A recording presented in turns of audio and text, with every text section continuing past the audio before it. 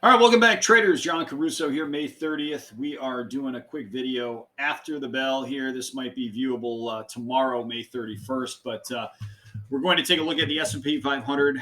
We'll kind of pair that up with the VIX index as well. And if we've got some time, we'll take a look at gold and perhaps the U.S. dollar from here. So I've got the S&P 500 daily chart up here on the screen.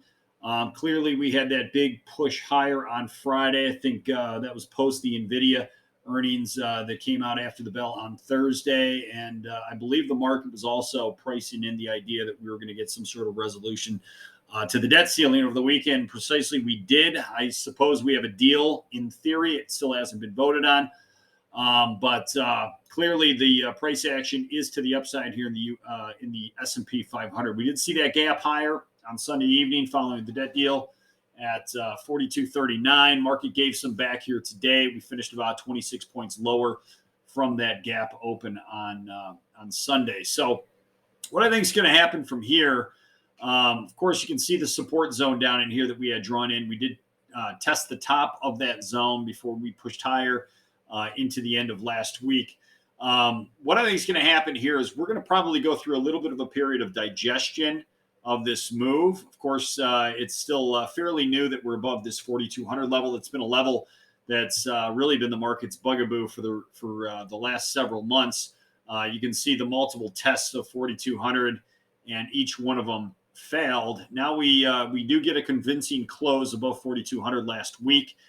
Perhaps we go through a digestion period where we chop sideways to a little bit lower, maybe give back another 40 or 50 handles in the S&P 500 before we can potentially regroup and try to make our way to a break into a higher trading range. The next logical area to test would be 4,300, or of course, this old swing high that we made in August of 2022. And of course, you can see what ensued following that squeeze higher in August of 2022. We had a major breakdown that ultimately put in that near-term low. We're going to call it a near-term low right now, down at 3,500. So how I identify this chart is this is a bullish trade that's still living inside of a longer-term cyclical bear. I do think if we were to take out this old peak of 43.27, then I could confidently suggest that this 3,500 area is going to be the low for the cycle. That doesn't mean we don't get some more pullback. We don't get a 10 to 15% correction off of that 4,300 area. But if we do take out 43.27, I'm going to confidently say that we've probably seen the low down here at 3,500. And I remain bearish on the cycle as well. The macro picture from our estimation continues to slow. We do have some signs that the consumer is slowing right now. We do know that credit is tightening at banks, their ability to lend money. You've got a very inverted yield curve right now that is certainly a sign of stress in the banking system. But right now, price action is moving to the upside. I do think we are likely going to see some digestion and some pullback from here before perhaps we can regroup and try to retest that 4,300 level. Why do I think we're going to get some pullback and some digestion? Well, that brings me over to the VIX. I'll take a look at the VIX real quick. Let me flip over to that. And here's a look at the cash VIX contract, where right now we've just been largely in this tight range. We're going to call it about 20 on the upside to about 15.5 on the downside. We did on this last push higher in the VIX move to positive momentum. So now I've got positive momentum, and I am very close to getting a medium term oversold signal here in the cash VIX index. So maybe we can squiggle a little bit lower, bleed into the 16 handle one more time. But ultimately, I think we're going to probably catch another bounce back to the top of the range, upwards around 1970 in the VIX. And of course, that's going to put some downside pressure over the near term in the S&P 500. I'm not looking for anything massive on the downside in the S&P unless there's a major catalyst that presents itself over the next coming weeks. But I do think we're going to see some digestion and some back and fill chop in the S&P that perhaps takes us back into about 40.50 on the S&P 500. So, or perhaps not even that low. Perhaps A 50 to 60 point decline from here only takes us back into about 4170 to 4160. So we're going to see how all of that lines up before perhaps we can regroup and push into 4,300. I do think 4,300 is going to be met with some very strong, stiff resistance up at that level. I do not believe that we are in the next bull market for the stock market, just based on where we think the economic cycle, where growth is trending towards. We still think inflation is likely to cool over the next 6 to 12 months. Still largely think we are very much in a growth slowing environment, which is going to certainly keep a price cap, we think, on the stock, on the S&P 500. What's interesting is if you take a look at the S&P equal weight index, that's where all the components of the S&P are weighted equally. The S&P equal weight is actually down 1% on the year. So that's an interesting fact right there. Of course, you've got weightings of Apple, Amazon, and a lot of these tech giants that have large weightings inside the S&P 500, which has largely driven the gains for the year. The S&P 500, I believe, is up about 7.5% year to date. So that's a look at the S&P and some VIX analysis for you. Let's go, jump over to the gold market. I know that's one that a lot of people are following, and that's starting to kind of confuse some traders here. Clearly, I'm staring at a bullish trend in gold. Gold went bullish trend back in November of 2022.